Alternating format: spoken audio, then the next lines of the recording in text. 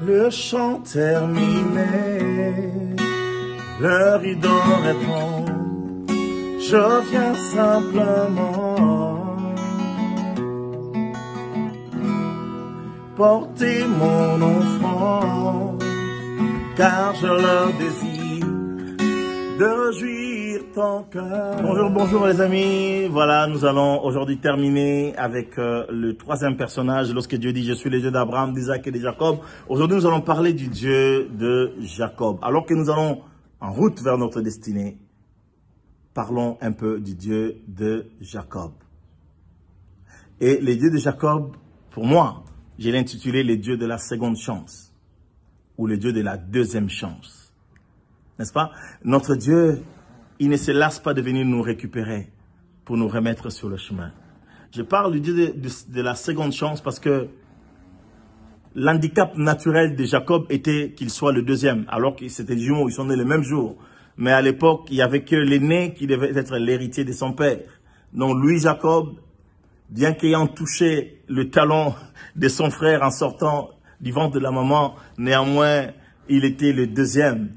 Et malgré les promesses qui avaient été dites à son sujet, le papa, lui, voulait quand même faire de Jacob, d'Ésaü, pardon, donc les jumeaux de Jacob, son héritier. Mais Dieu va en décider autrement.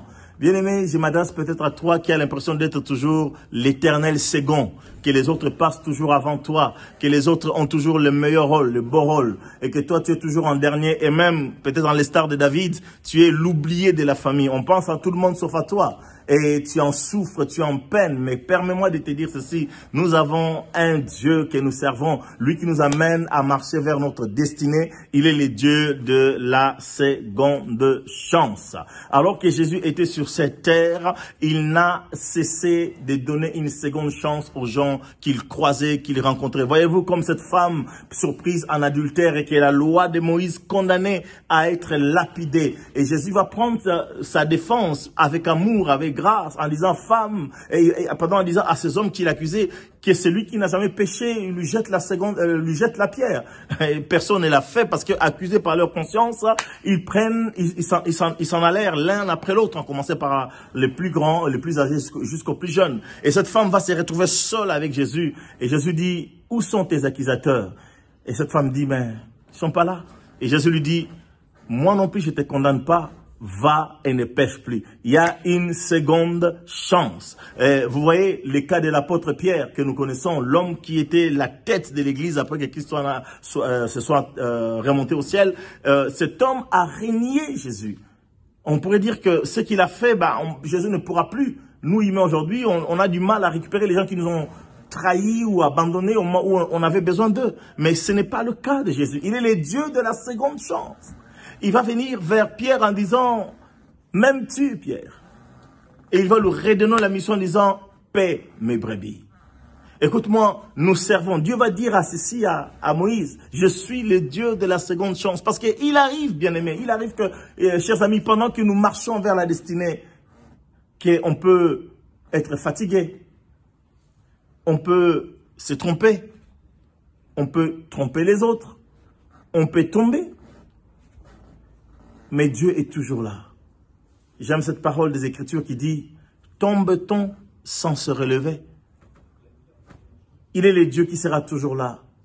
Voyez les cas du prophète Élie, en proie à une forte dépression parce qu'il est poursuivi par une certaine Jézabel. Élie demande la mort, et on peut dire qu'il y a l'esprit suicidaire, mais qu'est-ce que Dieu va dire? Dieu ne va pas le conforter dans cet esprit-là, au contraire, il va lui envoyer son ange qui va lui apporter à manger par 2 fois et à boire. En disant, lève-toi, mange, bois. Les chemins est encore long. Notre Dieu est le Dieu de la seconde chance. J'aimerais te dire, toi qui es peut-être découragé parce que tu as chuté, que tu es abattu, tu es démoralisé, etc., etc. Dieu est le Dieu de la seconde chance. Il va dire à Moïse, je suis le Dieu de Jacob. Alors, tenons ferme. Continuons notre marche vers notre destinée. Le meilleur est devant nous. Que Dieu vous bénisse. Et à très bientôt.